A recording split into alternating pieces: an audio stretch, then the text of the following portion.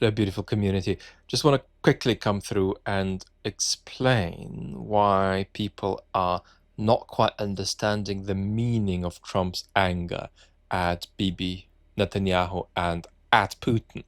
We'll watch the Bibi bit and then I'll tell you what he said about Putin. Let's go. That have been fighting so long and so hard that they don't know what they're doing. Do you understand that? So Trump's talking about Iran and Israel here. Particularly, he was angry during this brief interview at Netanyahu.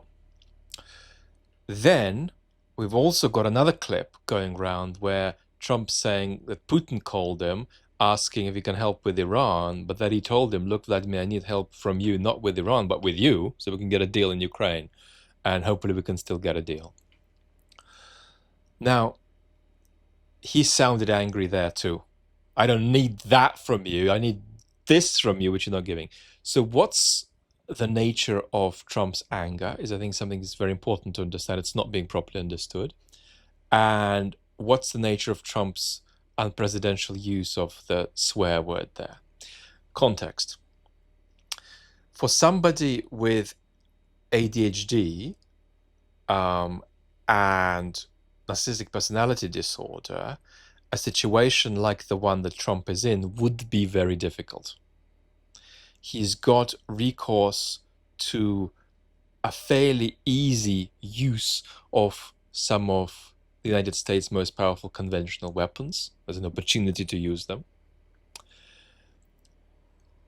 He is on the wrong end of a very successful manipulation campaign by Bibi Netanyahu. I mean, there is a history of Israel trying to draw the United States into conflicts in the Middle East, which it engages them and hopes the US enters too. But this has reached a kind of apotheosis with Netanyahu successfully squeezing Trump into a relationship of narcissistic dependence of the kind Trump already has with Putin. And all the meanwhile, Trump's not just watching his ratings with a view to being recognized as a peace president and getting the Nobel Prize, but with a view to this maybe no longer being possible, right? So Trump's in the process of potentially giving up on the idea that he can be a peacemaking president because a lot of his peacemaking is not going the right way.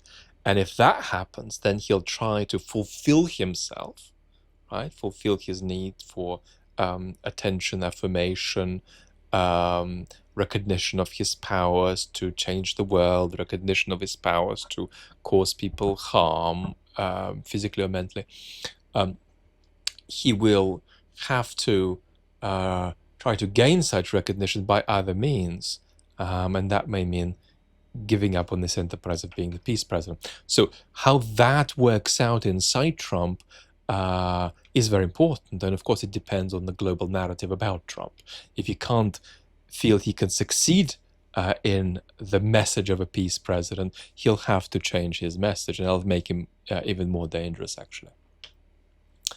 So what people are basically not getting in a nutshell is that the anger is real, but it's ephemeral at Netanyahu and at Putin.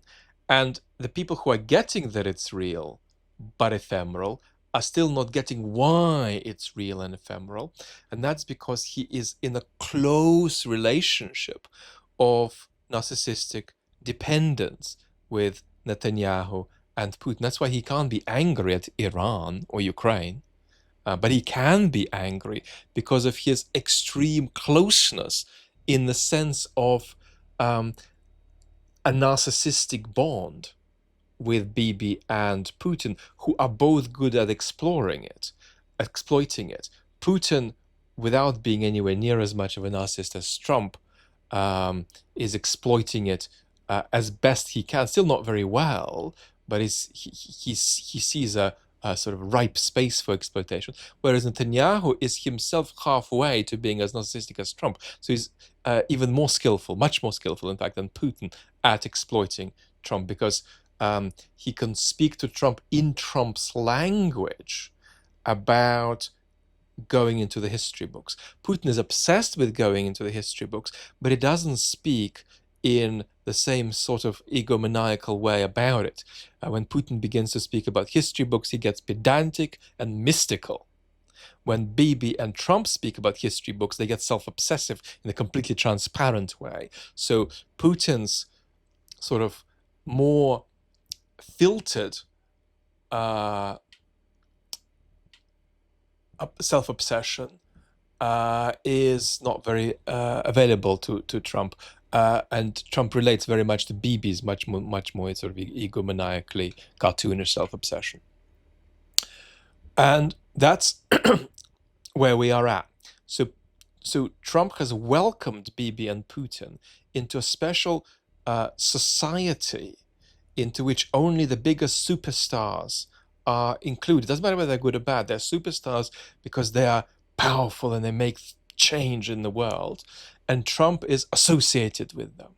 And that's why he gets such an enormous amount out of these relationships. But in these relationships, he cannot be disrespected.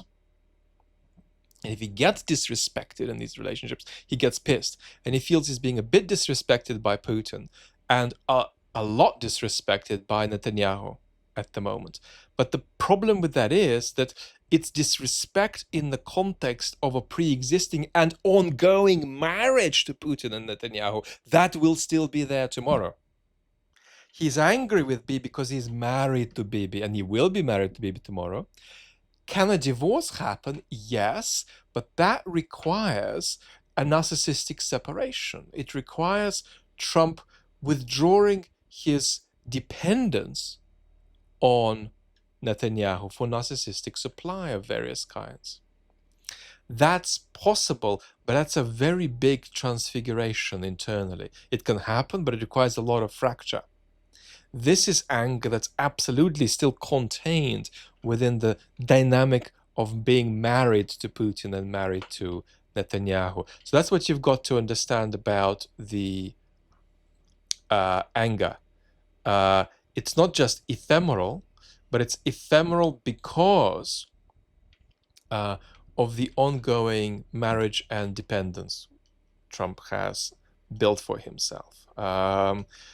That don't mean, as I say, these relationships can't fracture. They can fracture, but the fracture would be a very, very big thing.